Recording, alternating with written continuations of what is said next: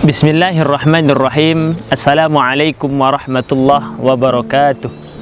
Alhamdulillah, alhamdulillahilladzi ja'ala syahru Ramadan syahrus shiyam lil mu'minin, syahrul ladzi unzila fihi al-Qur'an hudan lin-nasi wa bayyinatin minal huda wal furqan. Asyhadu an la ilaha illallah wahdahu la syarikalah wa asyhadu anna sayyidina Muhammadan abduhu wa rasuluhu la nabiyya ba'da. Alhamdulillah, kita ucapkan puji syukur kepada Allah Subhanahu wa taala dengan mengucapkan alhamdulillahi rabbil alamin. Karena atas berkat limpahan nikmat yang telah banyak Allah berikan kepada kita, baik itu nikmat kesehatan maupun nikmat-nikmat lainnya. Salah satu dari hadis Rasulullah sallallahu alaihi wasallam, ightanim khamsan qabla khamsin, gunakan waktu yang 5 sebelum datang yang 5. Salah satu dari hadis tersebut ialah wasihhataka qabla saqamika, masa sehatmu sebelum datang masa sakitmu. Jadi kalau kita sehat, insyaallah seluruh aktivitas yang kita lakukan insyaallah menjadi happy, menjadi senang dan menjadi berkah oleh Allah Subhanahu wa taala. Kita begitu banyak sekali diberikan nikmat oleh Allah Subhanahu wa taala. Diberikan mata oleh Allah. Coba kita tengok alam yang indah begitu luar biasa. Banyak sekali pemandangan, kayu-kayu lewat, pohon, daun-daun yang jatuh. Untung tak sama pohonnya. Jadi mudah-mudahan pada Allah berikan kita nikmat, insya-Allah jadi berkah buat kita semua. Allah berikan telinga supaya kita bisa mendengar. Jadi kalau kita ditunjukkan mana mau HP bagus, HP mahal, apa telinga, pastilah jawabannya telinga. Untuk apa kalau HP mahal tapi telinga halo halo poka. Jadi maka daripada itu kita bersyukur kepada Allah Subhanahu wa taala. Yang kedua, bersolawat kepada Rasulullah sallallahu alaihi wasallam dengan mengucapkan Allahumma shalli ala sayyidina Muhammad wa ala ali sayyidina Muhammad. Semoga kita mendapatkan syafaat Rasulullah sallallahu alaihi wasallam karena lidah kita selalu bersolawat kepada Rasulullah sallallahu alaihi wasallam. Para hadirin, para jamaah, para pemirsa dimanapun berada, pada kesempatan yang berbahagia ini saya dulu menyapa para jamaah semua, menyapa para sahabat pemirsa semua. InsyaAllah kita bersyukur kepada Allah Subhanahu wa taala, kita telah disampaikan umur kita hingga detik ini, kita masih bisa beribadah kepada Allah Subhanahu wa taala, berpuasa niat ikhlas karena Allah Subhanahu wa taala. Pada kesempatan yang berbahagia ini, saya akan menyampaikan sedikit tausiah yang sebagaimana ini ibaratkan kita mengulang balik. Kenapa? Karena dari pelajaran SD, SMP itu sudah semua kita belajar. Jadi kita mengulang kembali, mengupas kembali. Yang saya beri judul keutamaan bulan suci Ramadan. Para hadirin, para jamaah dimanapun berada, pada kesempatan yang berbahagia ini, kenapa disebut dengan bulan istimewa, bulan suci Ramadan? Bulan suci Ramadan adalah bulan yang sangat mulia, bulan yang dimana sangat dinanti-nantikan oleh umat Islam di seluruh penjuru dunia. Kenapa disebut dengan bulan yang sangat dinantikan? Ramadan, ada yang berpendapat para ulama bahwasanya artinya panas yang membakar. Panas yang membakar itu artinya pada siang hari kita menahan haus dan menahan lapar. Panas itu artinya membakar seluruh dosa-dosa kita. Maka daripada itu, bulan suci Ramadan peluang buat kita untuk memperbanyak beribadah dan Allah akan ampunkan dosa-dosa kita. Allah bukakan pintu taubat Allah Subhanahu wa taala. Para pemirsa dimanapun berada yang dirahmati Allah Subhanahu wa taala, kenapa bulan suci Ramadan itu sangat istimewa? Karena pada bulan suci Ramadan seseorang mendapatkan hidayah oleh Allah Subhanahu wa taala. Kenapa? Allah buka pintu hatinya, Allah tiupkan iman ke dalam hatinya. Maka coba kita tengok pada bulan suci Ramadan, yazid, iman seseorang meningkat, naik drastis. Masjid, musola, surau penuh. Kenapa? Karena pada saat itulah Allah sudah meniupkan hidayah pada hatinya, mau datang ke masjid, mau mengaji, mau datang ke masjid ramai. Itu kalau malam-malam awal lah. Nanti kalau sudah akhir, pemain inti lah bertahan. Jadi Bapak Ibu para jamaah dimanapun berada, pada bulan suci Ramadan kita memperbanyak amal ibadah kita kepada Allah Subhanahu wa Ta'ala pada saat bulan suci Ramadan. Istimewanya yang kita kumpas ada 5. Yang pertama disebut dengan bulan berpuasa, jelas, atau disebut dengan bulan Syahrul Shiyam, bulan diwajibkan kita berpuasa. Allah Subhanahu wa Ta'ala berfirman dalam Al-Quran surat Al-Baqarah ayat 183. Bismillahirrahmanirrahim.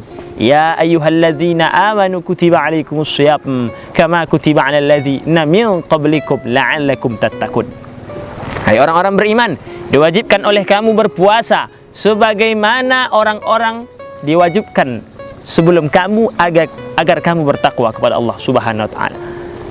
Jadi ayat ini menjelaskan siyam spesifik. Jadi berpuasa itu bukan hanya menahan haus dan menahan lapar. Puasa itu definisinya imsakun nafsi, menahan diri, anil mahzurati, dari segala sesuatu yang dapat membatalkan puasa. Min tulu'il fajri, dari terbitnya fajar, ila ghurubi syamsi, sampai tenggelamnya matahari. Jadi kata Imam Al-Ghazali itu, puasa itu ada 3 tingkatan dalam kitab Ihya'ul Ulumuddin. Yang pertama puasa umum. Kenapa disebut dengan puasa umum? Inilah dia menahan lapar, menahan haus, tapi gibah jalan. Menahan lapar, menahan haus, tapi menggunjing orang. Assalamualaikum. Waalaikumsalam. Apa kabar anak si Anu? Shhh, tak boleh puasa, nggak boleh gibah, nggak boleh. Tapi aku penasaran kali loh. Habis zuhur nanti, habis maghrib nanti kita sambung. Nah itu tak boleh.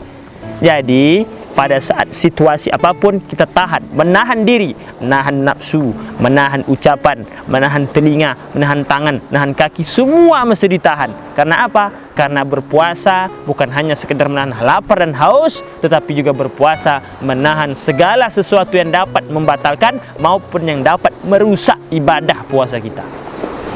Yang kedua, 2 tingkatan disebut dengan puasa khusus. Ini dia menahan lapar, menahan haus, sekaligus menahan hawa nafsunya, menahan lisannya.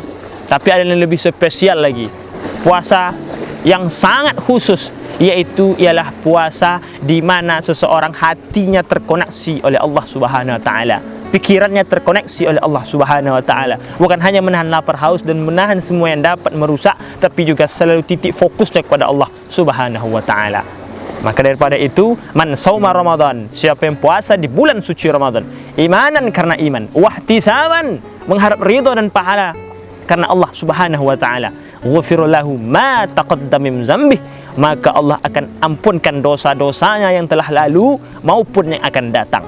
Maka daripada itu, bersyukur kepada Allah, kita masih diberikan umur panjang oleh Allah Subhanahu wa Ta'ala. Hadis sahih diriwayatkan oleh Al-Imam Muhammad bin Ismail bin Ibrahim bin Al-Mughirah bin Bardizbah Al-Bukhari, Imam Bukhari, meninggal 256.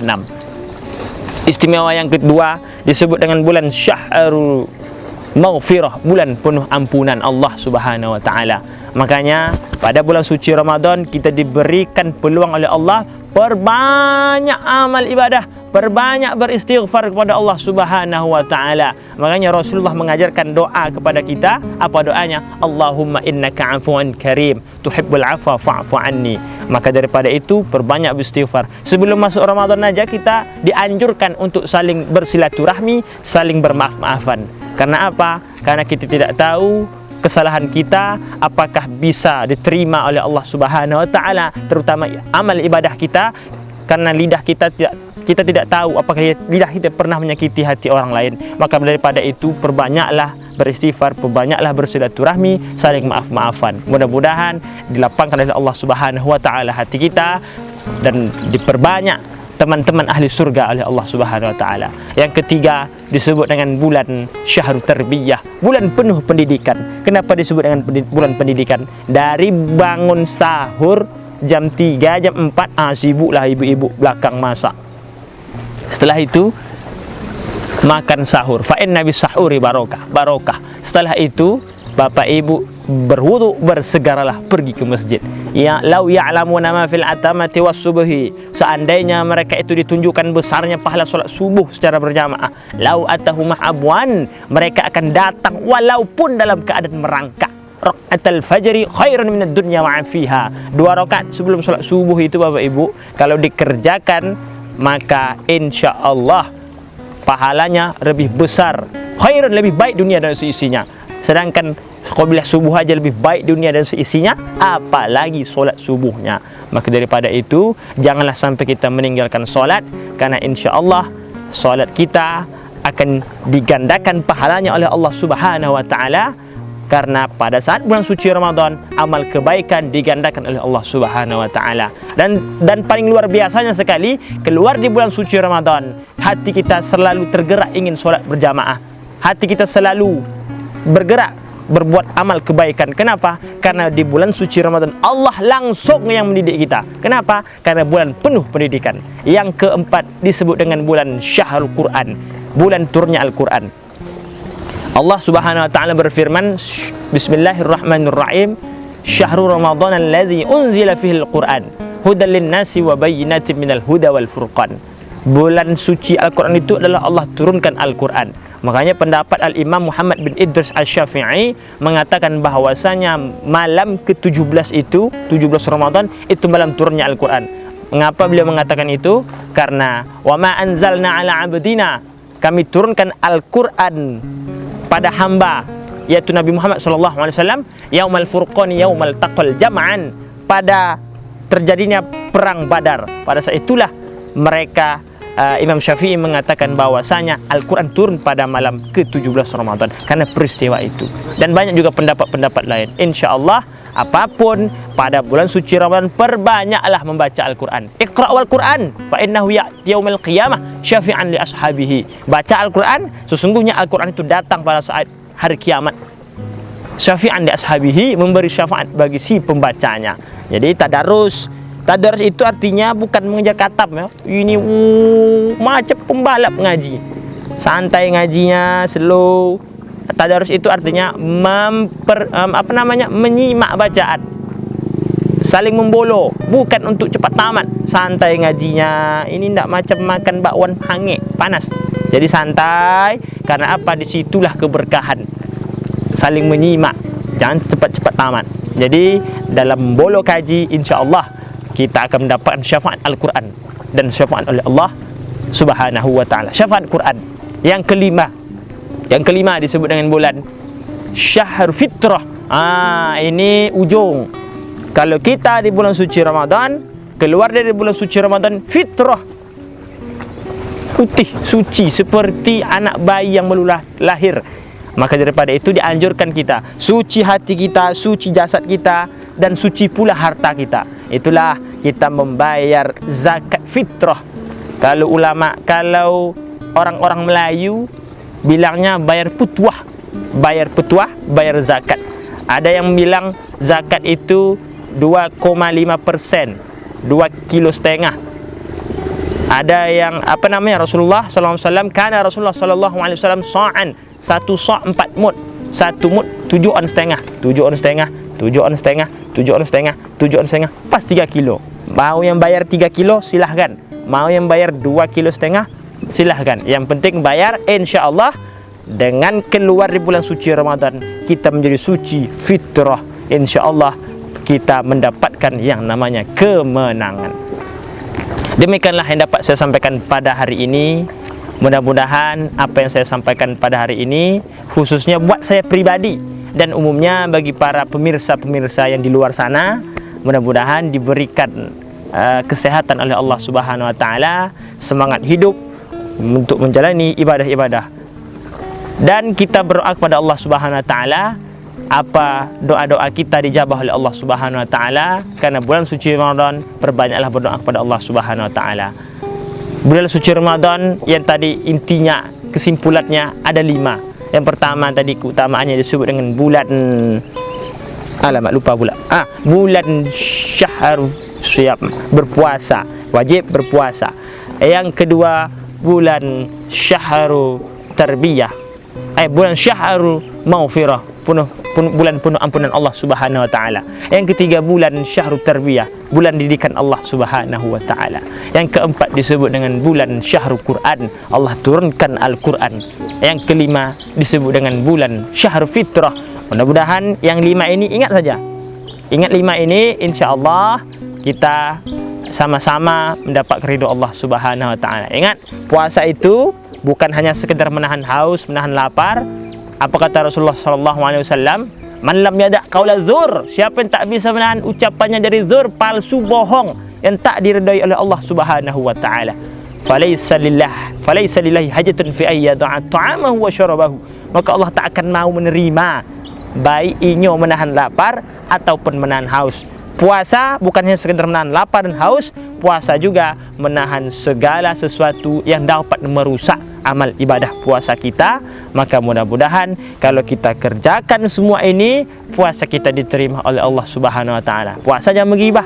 Ni takutnya ni pemirsanya nanti gibah pula ni. Ini ustaznya kurus pula ni katanya. Tak makan pula. Jadi kita perbaiki lisan kita, perbaiki hati kita, insyaallah mendapatkan yang namanya la'allakum tattaqun, predikat takwa kepada orang-orang beriman. Demikianlah yang dapat saya sampaikan. Mohon maaf atas kesalahan dan kesilafan. Wallahul muwaffiq ila aqwamit thoriq. Assalamualaikum warahmatullahi wabarakatuh.